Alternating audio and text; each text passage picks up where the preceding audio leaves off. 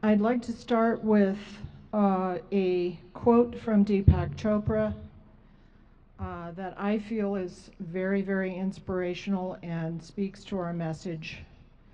Your true self cannot be squeezed into the volume of a physical body. Your true self cannot be limited to the span of a lifetime. Your true self pervades and transcends both space and time. A blended NDE that I love by Clark Brawley and Lee Thornton. It seemed impossible that I could be loved and accepted just as I was in that moment, released from the burden of self-punishment, embraced in the wholeness of this forgiving presence. I was enveloped in joy. I seemed to become transparent, the light of divine love flowing through me. Since that near-death experience, it has completely changed me. I'm not judgmental anymore. I can't live in fear anymore. I don't hate myself anymore. I don't beat myself up anymore. I am gentle with myself now. Because I know from my own experience, I would love for all of you to know what we experienced. And we will start with Christine Clawley, who is a psychotherapist and a family services worker. And she has a beautiful message of linear time and the near-death experience. Hello. Excuse me. I didn't realize I'd be speaking first. I'm a little nervous. So thank you all for coming. We really appreciate you being here and just being open to these, messages that we're bringing. So my story started out, I was living in Boulder, recent college grad, and I had actually had I was having repeated nightmares. So I take the approach with psychotherapy that dreams are kind of messages from the subconscious, and they often can pick up on things ahead of time that the conscious mind tends to block out. So my story starts with I was having these dreams, these repeated nightmares that I was being strangled, very disturbing. I would wake up in the middle of the night and, just almost feel like handprints around my neck. So I had these dreams, didn't understand what they were. And then I also had a dream that I had a cyst behind my throat, or behind my vocal cords in my throat, excuse me. And I was trying to, kind of remove this cyst, heal it. Um, well, these dreams turned out to kind of foreshadow a really severe illness that I was about to have. So in February 2008, I had a very high fever for about 7 days straight. Went to the hospital. They couldn't diagnose or figure out what was wrong with me, so they sent me home, and I knew something was wrong. I knew I was on the verge of death. So I went home with my family. They took care of me for 2 more days, and then this rash began to form around my neck and moved very quickly down, into my chest and abdomen. And I ended up contracting what the doctors found was necrotizing fasciitis, also known as the flesh-eating bacteria. So it's a very, very life-threatening illness. Given the severity of the infection and where it was located in my throat and chest, had about a 1% chance of making it. And when I had made it to the hospital, I was in septic shock, a lung had collapsed, and I do have a paralyzed vocal cord. as a result of all the surgeries and also being on a breathing ventilator for so long. So I was rushed to the hospital. My family was there, very, supportive through this entire time. And I was in a medically induced coma for about a little over a month. And while I was in this coma, I didn't necessarily clinically die, but I was kind of suspended in this other dream world. And these dreams very much reflected what was happening with my body. You know, this may sound kind of graphic, but they had to open my chest up and just continually suck out the infection. So I was aware on some level what was, happening to my body, and I had three very significant dreams, which I won't go into detail here for time's sake. But I do remember one very poignant dream where I, was in a very hopeless situation, and I saw my sister, and that was really my choice for returning. I think I realized how it would affect me, and just this love that transcends the time and space caused me to want to return. So upon, waking up from the coma, I had incredible challenges to overcome. I couldn't breathe on my own. It was very challenging just to, wean myself off the ventilator. My lungs had atrophied. I could not speak. I couldn't talk. I couldn't walk. I was down to about 80 something pounds. And the doctors would say, well, she's overcome it this day, but we don't know, if her kidneys will fail or liver. And, so it was very kind of discouraging for my family. And, but for me, I, after waking up from that coma, I had this incredible will to live and this inner strength that I didn't necessarily have before. And that's what drove me. Even just, I had so many setbacks while I was in the hospital. I had suffered from a heart attack. I would make a little bit of progress and then there'd be a setback. But I really learned to kind of do the work, but then let go and really kind of surrender to the whole experience.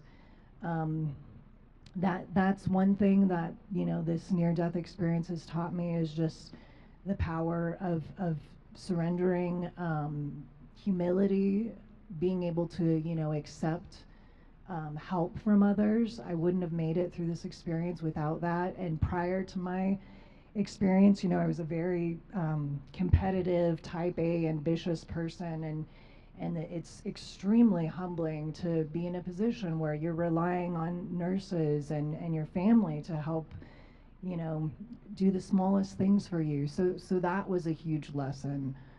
And even though, I had to kind of cope with these changes, to my body, emotionally, I suffered from PTSD. I felt less pressure to kind of live up to the ideals of society, and really began kind of my own journey of being forced to honor more authentic parts of myself. Intuition, my intuition was just really increased. I was having extremely lucid, vivid dreams every night. And, prior to my illness, I had these warning dreams, but I was not listening to them. I didn't get the message. And after this experience, it forced me to really be, more authentic, more in touch with that part of myself that I had tried to shut out because of the pressures of, society and, images we all try to live up to. So that, I guess, that's just kind of briefly my own experience. There's a lot more to it, but my kind of message is Um, I I don't know what my message is. Just humility, surrender, and paying attention to these, subtle messages that come through, whether that's through kind of, synchronicity, dreams, even just paying attention to what our bodies are saying. Yeah, that's about it. Thank you. Thank you, Christine. And we have two more panelists, and then at the end of them telling you briefly about their near-death experiences, we'll open it up to questions that we all might have. And I know that Christine's experience also, besides surrender, brings in a component of trust. And now we'll have Joseph Miyake, who is a young near-death experiencer. You're not a millennial, you're younger than a millennial, right? Right on the cusp. He's right on the cusp. He's 27 years old. We love young near-death experiencers because we're going to see more and more of them as the months and years go by. We know that. So Joseph Miyake from Denver. Hi, it's good to be here. This is the first time I've really talked about this to a big crowd. Just as a question, how many people here have had a near-death experience? Okay, cool. So I think you'll resonate with a little bit of this. So I was 15 and I was in high school, and my friends invited me to play some football before finals, and I was interested, so we played some backyard football. And of course, as I was biking to the football game from my house, I didn't wear a helmet because obviously nothing was going to go wrong that day, and I'm going to be fine. I'm young, I'm invincible. And so we were playing football, and actually I was having a really, really good day. And usually I get made fun of a lot for being one of the worst in terms of among my friends, but today I was doing really well. And I went up for a catch, and I fully outstretched both of my arms, caught the football, but then my friend tackled me right in the back, and the momentum just threw my head into the ground. And I had a subdural hematoma, a traumatic brain injury. And what happened was, I remember leaving my own body and at least talking to something that was God, but I didn't see anything. Just feeling very much in the presence of that, the classic shiny clouds above, I guess, just closer to the heavens. And the two words I heard were, "Not yet." And then I slowly went back down, and then I was knocked out, and I was also in a medically induced coma for around 2 weeks. What ended up happening was I had a brain surgery, both to take out part of my skull so that some of the brain could swell out, and then after the brain was done swelling for around 5 days, then it would go back down, and they put the skull back in, and I did rehab for probably 3 months. And I got to say, it really does change your perspective on living. So before my near-death experience, I was a bully because I was hot stuff. I'm 15. I'm the coolest one of all my friends, and I know that. And so, I was kind of a jerk. And after that, I mean, gosh, it's really easy to look at that, and I immediately said, "Geez, why am I even doing that? That's not good. These are fellow kids of mine. Like I shouldn't be mean to them." And so I went and I apologized to each person that I'd hurt, and I said I'm sorry, and that I didn't want to be that kind of mean person to them anymore.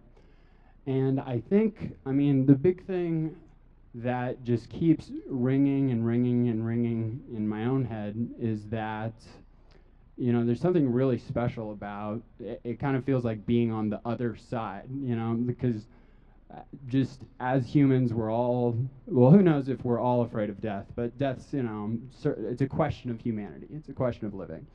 And so the question that now keeps ringing in my own head is, okay, you made it, so now what? Because there's this real almost internal pull to just not waste it, you know, not just to not do nothing. And so that's really the inspiration of my work is really big, and I won't get into it too much because I could talk for hours and hours, and you're welcome to talk to me afterwards about it. But it's just about crowd. I'm trying to crowdsource political reform, even theorizing world peace through my online website.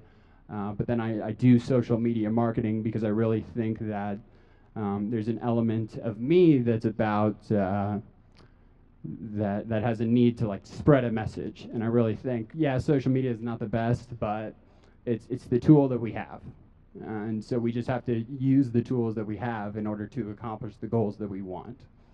And so I guess just after my own experience, that's the only thing that I need to do. Is it's kind of a responsibility to make sure that I'm giving back to the world. And so that's really the source of my work and my life now.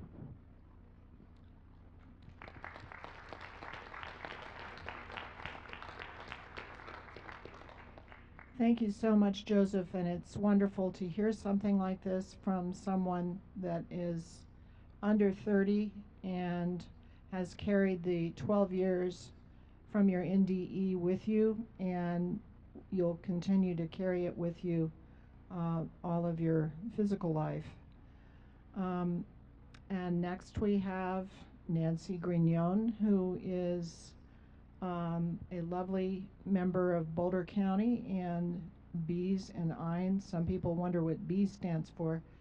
It's a continuation of the Rocky Mountain Spiritual Emergence Network, Boulder Emerging Explorers of the Sacred, and we merged with Eins since the Eins chapter in Boulder had kind of gone underground for 4 or 5 years at least, and so we have a group called Bees and Eins, and Nancy is a very lovely and dedicated member, and she has had some beautiful experiences, and one of her mottos is just something that I think is great. Don't believe everything you think.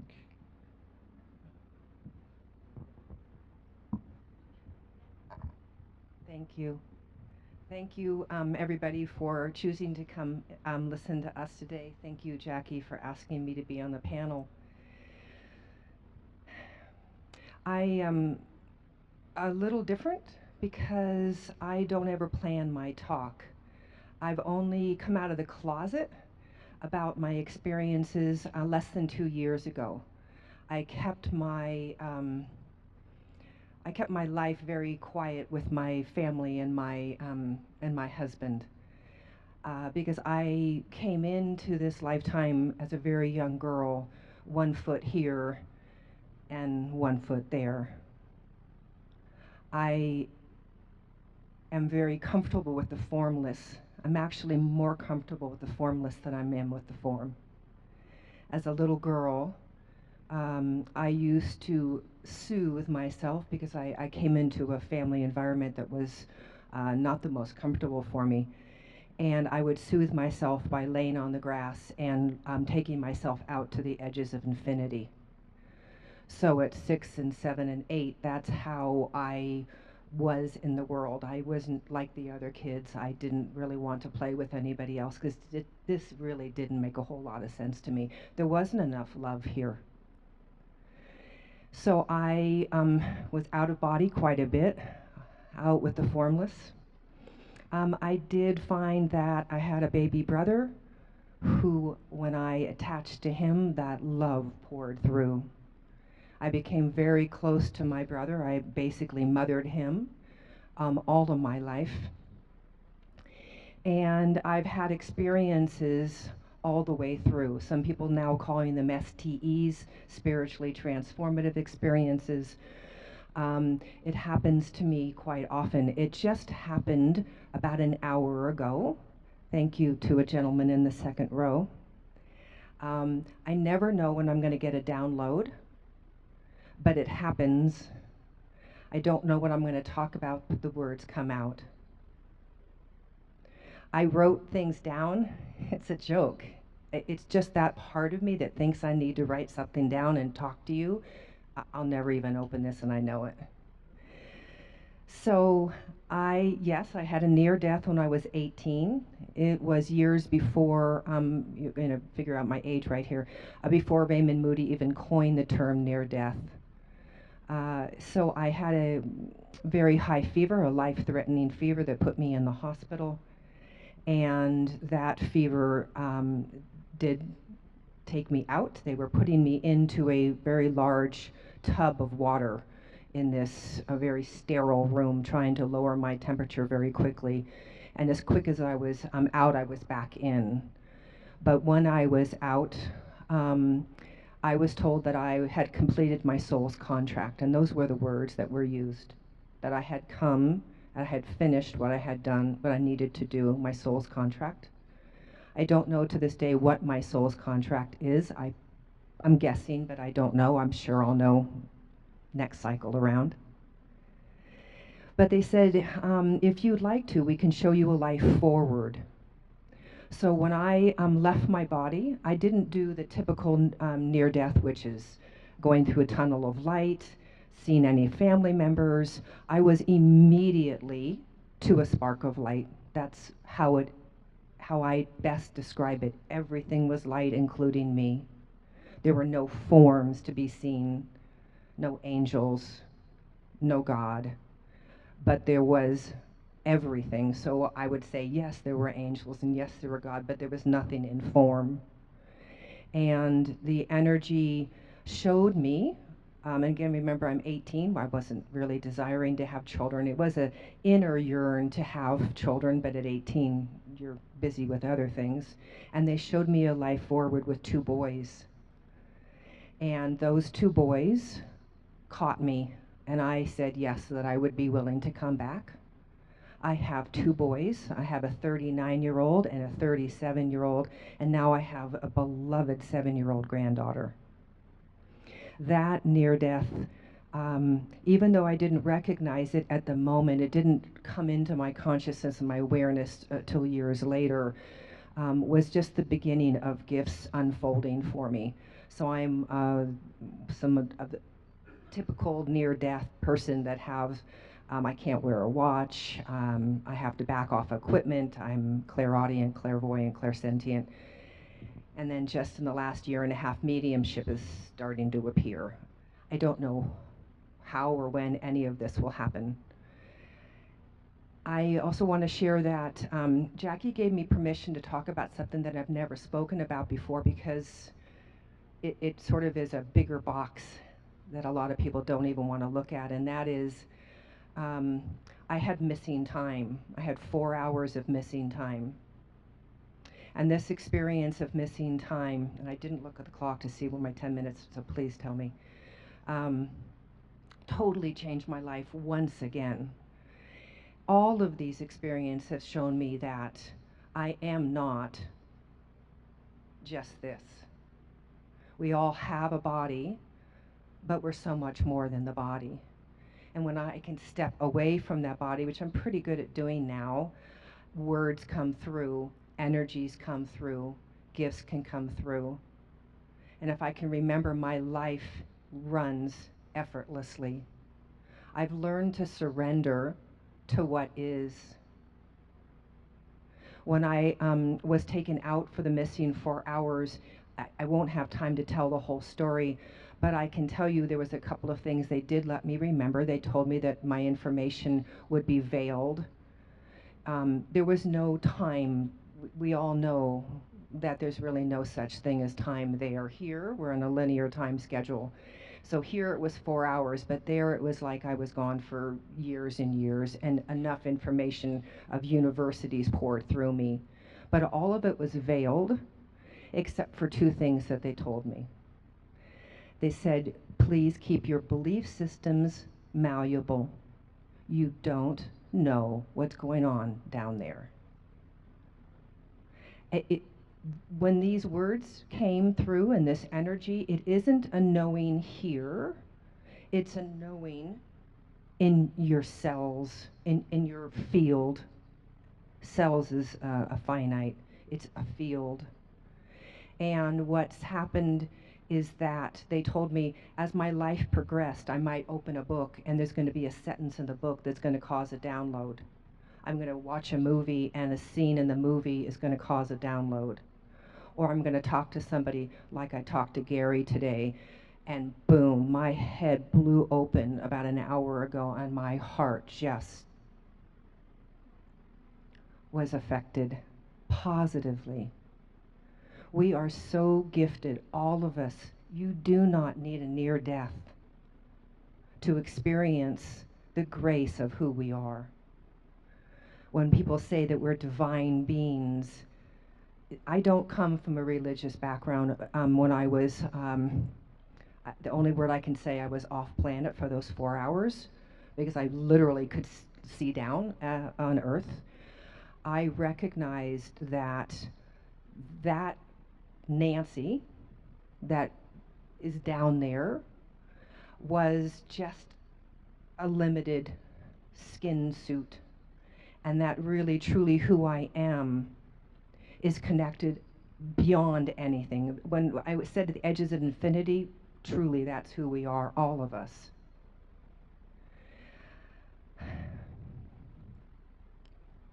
For me, just surrendering to what is. Life is now, and I don't know who they are, my soul family. I don't know what words to use, but I can tell you that there is a force.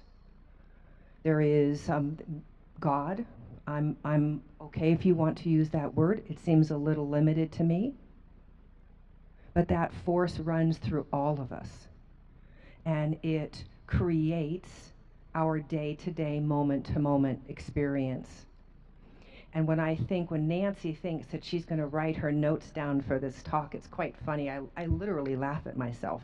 And I know that none of these were going to be open, and I'll just speak to you. And we all have that opportunity to just remember the truth of who we are. We are that divine spark. There's nothing you need to do about it except just be. We hear this now. Just my coffee cup at home says just be. But I'm sorry, it's really truly, I think, that simple for some of us. If we can just let go a little bit of this form that binds us. I don't know why I've been gifted with these experiences, but I can tell you I'm very grateful. I get to share and give to other people in my coaching work. I've done hospice in the past. I love helping people pass because I know there is nothing to fear. My sister passed away 4 weeks ago. Granted, the phone call came and it hit me like it would hit anybody else because it wasn't expected. But when I woke up in the morning, work had been done, and I knew my sister was in her wholeness. She started speaking to me, I can hear, and her voice, I had never heard her voice like this before. It was rich. She was really in her wholeness.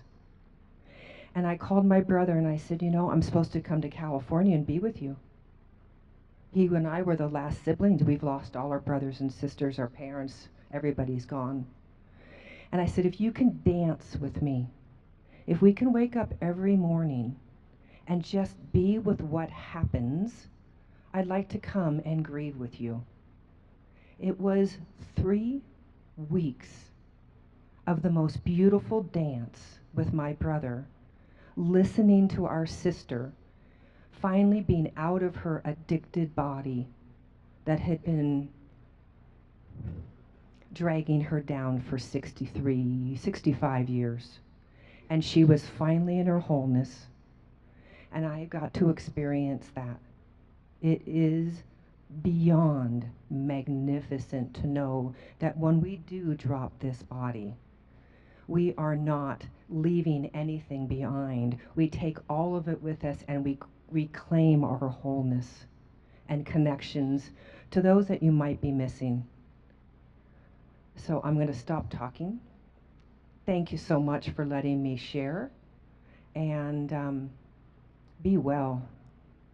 All is well.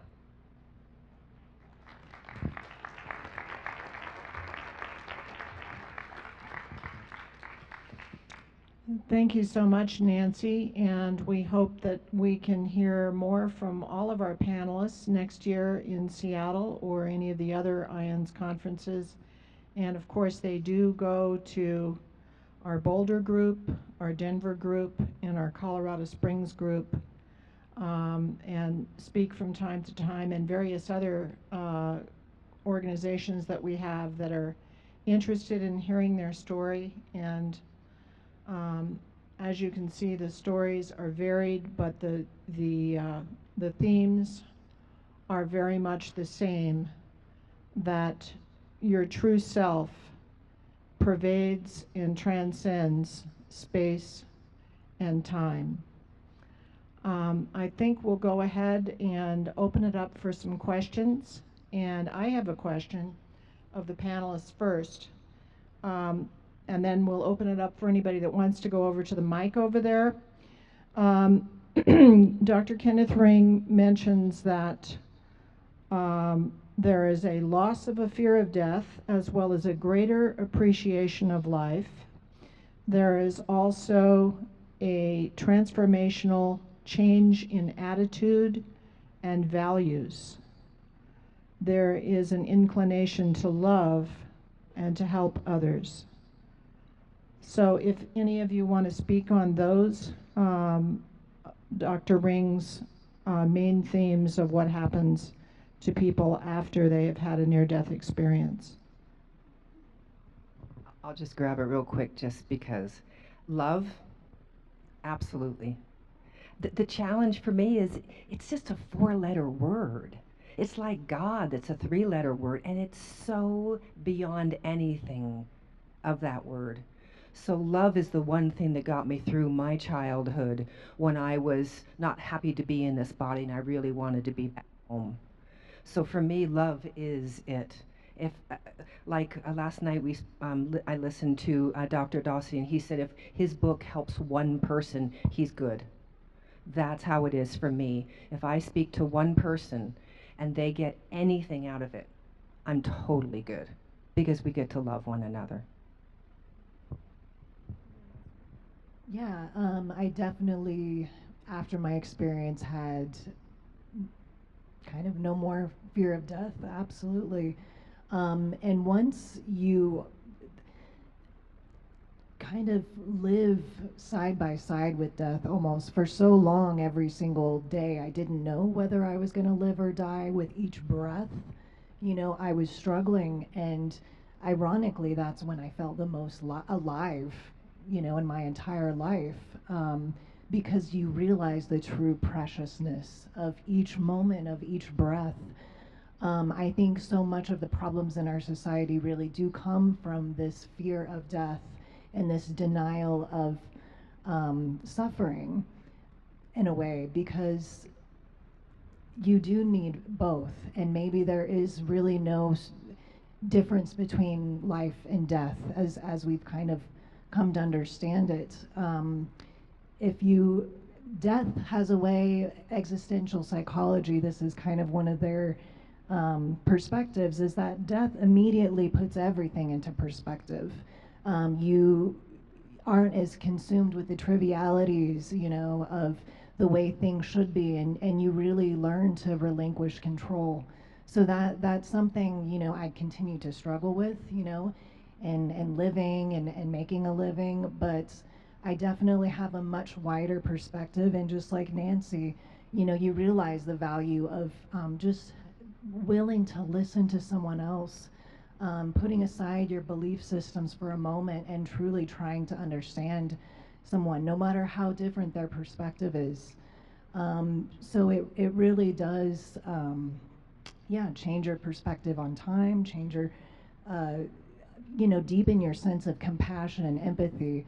And so even though it seems like on the outside such a negative, you know, terrifying experience, I would not ever take it back because it's taught me, um, yeah, empathy and compassion that I don't know if I would have gotten that message in any other way. So that's kind of my explanation. Yeah, I completely agree with having a big shift. I remember as I was in the inpatient recovery, just walking, I would just walk in this park that was, it was just this little grassy thing right outside the hospital. And a lot of times I would just walk and think, and it was the first time I really started even caring to talk to God. And before that, I said, I'm not a religious person, and whatever, that's for other people, and I'll make my own way through life. But after having this experience and considering myself pretty lucky, it immediately made me much more of a religious person and much more of a devout person on a daily basis. And I guess that's just one thing that I'm really grateful for. The second element is that, when you're a kid, it's really easy to be, what's the word for it? Like, I had my parents, but I wasn't really grateful for them. They're just there, whatever. They take care of the house, and I get the food. Yeah, exactly. And it works out. And it's their job anyways, so who cares? But what it made me realize was, oh, wait a second, I have fantastic parents, and they're so loving. And it was after it was when my dad was speaking at a hospital gathering because my healing was so great. There was like an event to celebrate it, and when my dad spoke, it was the first time I ever saw him cry, and I just only loved him more and more after that. And so the second big shift was that kind of having a love for my parents. And there was a third thing, but now I cannot remember it. So, yes, that element. Then there was something else, but it's in the clouds, and maybe an audience question will help answer it, but we'll see. Okay, we are going to open it up now to any of the group that's here in the room. That if you'd like to ask any of the panelists a question from what they've, or all of them at once, or whatever you would like, and anything that they spoke about. I think this is an incredible trio of Colorado near-death experiencers. This is for Christine. You said you're a psychotherapist. Do you ever feel like maybe some people may be guided to find you and for special problems? And the other was that you said, although empathy in general is good, a Dr. Hamilton, who was a regular surgeon, wrote this book, and he said he made the mistake that he connected too much with his patient, and when the patient died, he was told later, well, this was a Native American, and or wait a minute, his one of his associates was a Native American, and his father had been a shaman, and he came in and he says, "You're so connected to this child that died that you prevented this child from advancing into the world. So, do you have to be a little careful with empathy in that?" Great questions. I absolutely do think that there is kind of a natural timing to things, and that the right people find me at the right times, and also vice versa. Therapists know this very well.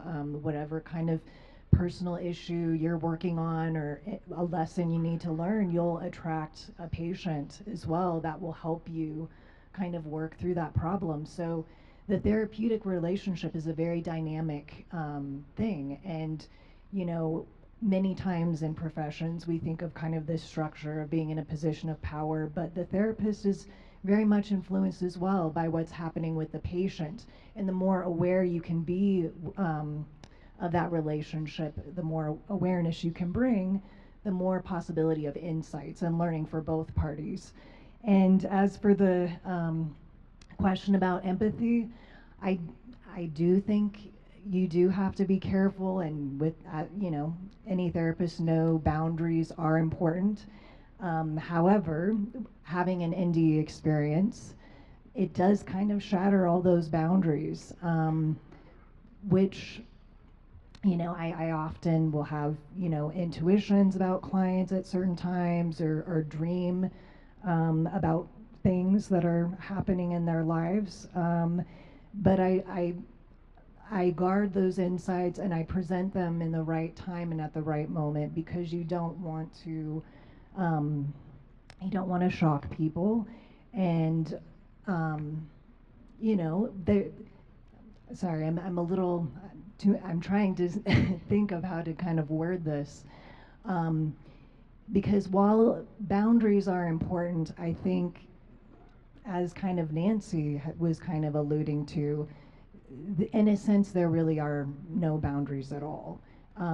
We are all connected, and so much of society is designed and based upon enforcing, you know, these rigid boundaries and categories and identity. And it is scary to kind of transcend or erase some of those boundaries. However, it does have to be done with ethics in mind, and awareness and sensitivity. So I don't know if that totally answers your question, but that's the best I can do right now. Thank you. Okay, and any other questions here? If you'll stand up at the microphone. Hello.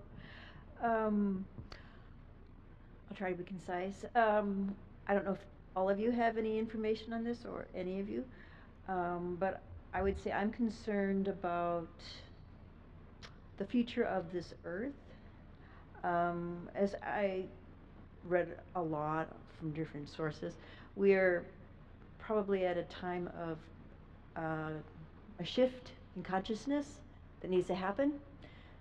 It can come about in a highway, and if it doesn't, then it's going to come through a very suffering, difficult way.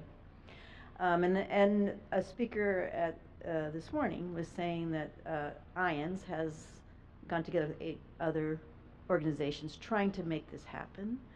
And, you know, of course, we have a big conflict. Religious looks like maybe even religious war might happen.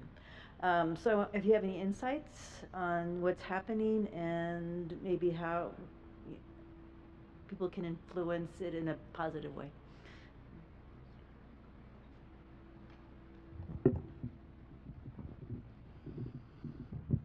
Yeah, I've been hearing more and more people kind of mention what she just mentioned, in terms of society feeling like it's on the edge of some shift, and then there's even some clock that's like a doomsday clock that's very close to midnight, and the minute hand always gets closer and closer.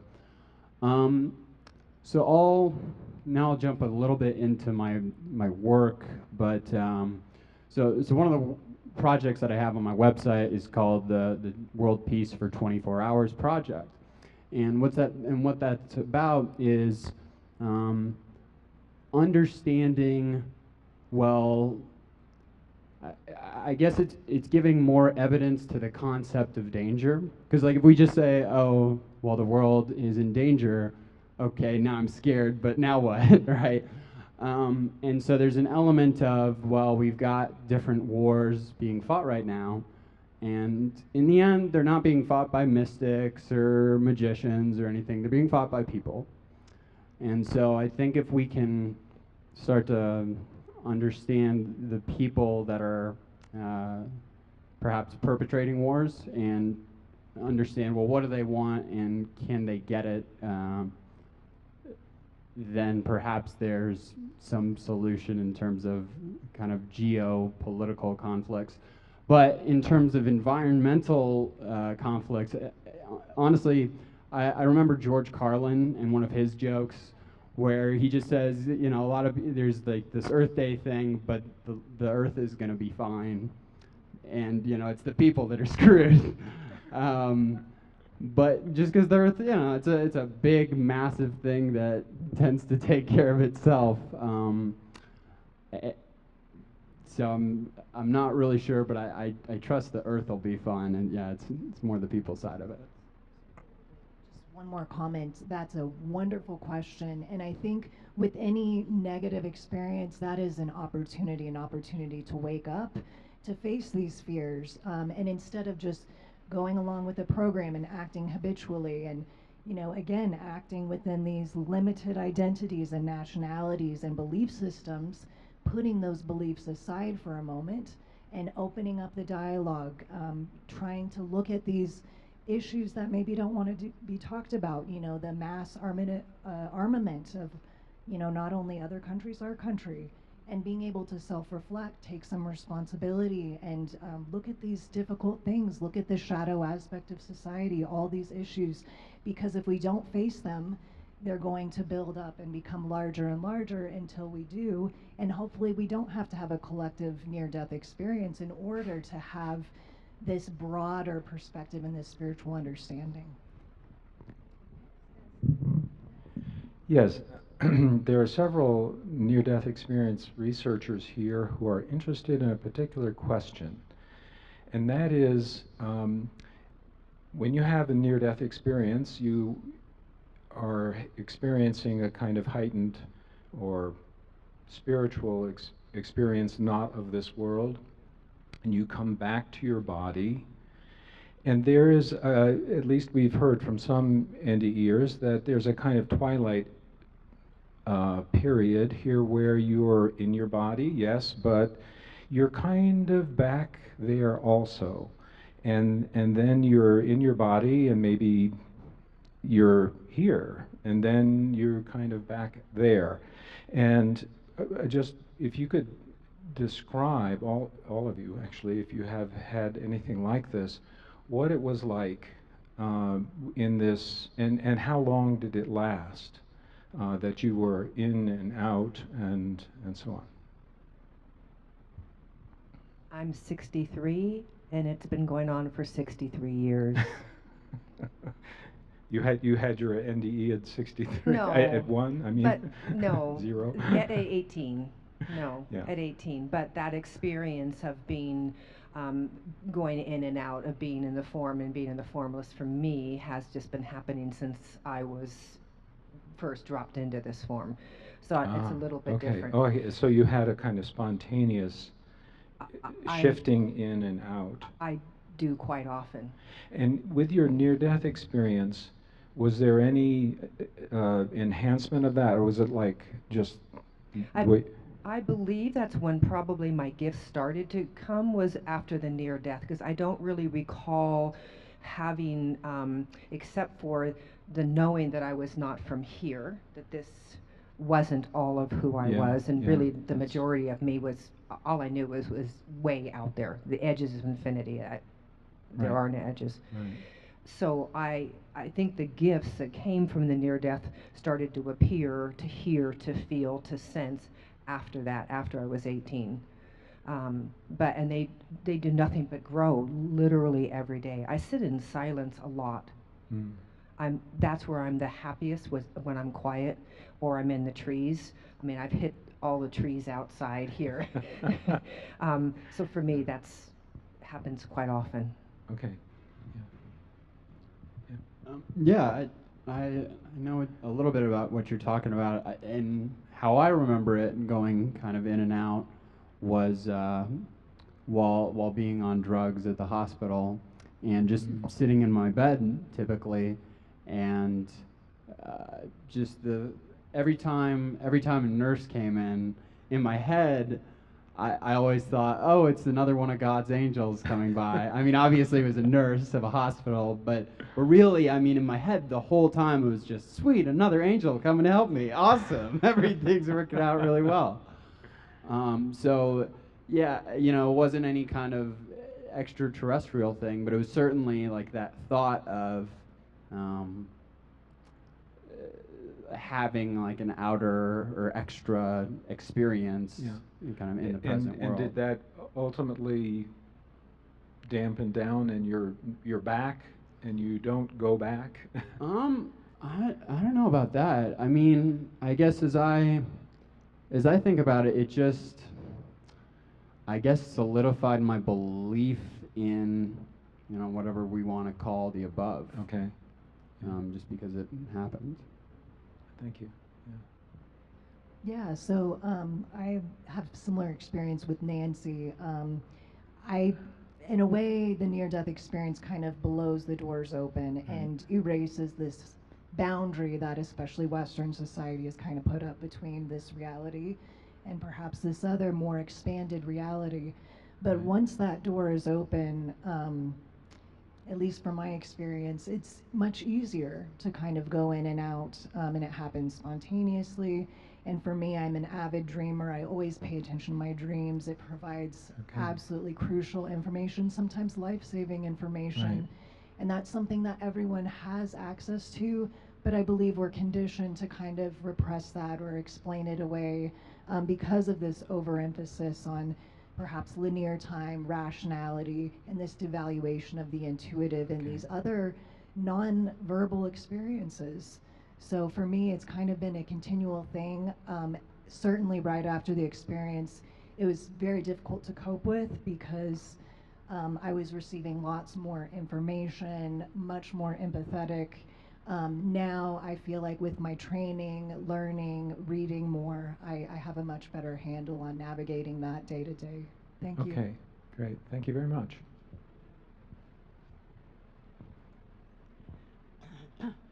Well, I'm not a near-death experiencer, but I don't know what brought me to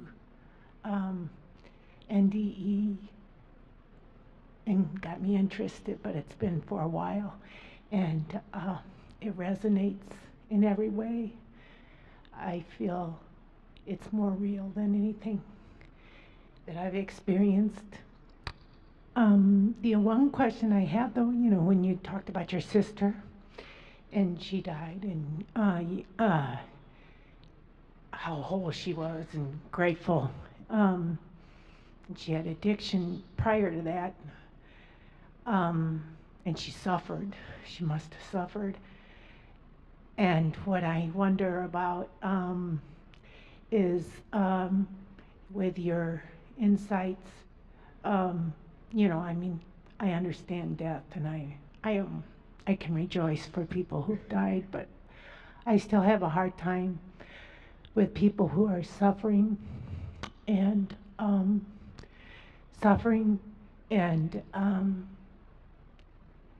just how do you reconcile that? That's it.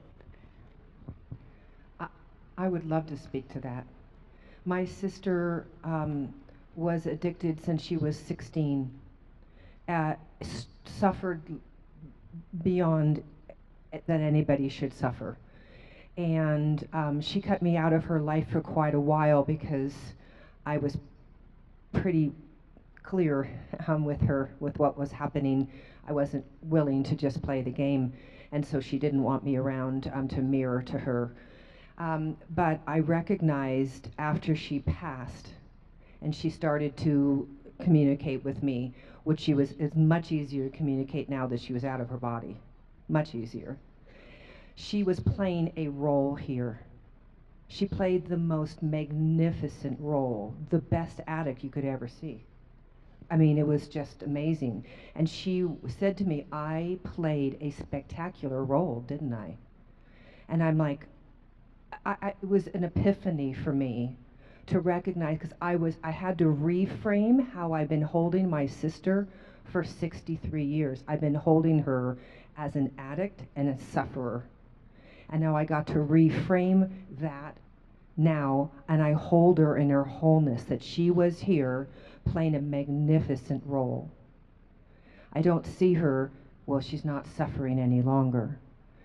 And I'm not saying that she didn't suffer when she was here, but I don't have to hold her that way anymore. What a gift for me not to feel that pain that I was feeling for so many years. Why am I so blessed and she is suffering? It was hard for me. Why am I so gifted? I have such an incredible life, and she's suffering, but now I recognize it's a role that she played, and she played it for me. She played it for me. In my world, it was just for me. It's my lesson and my gift.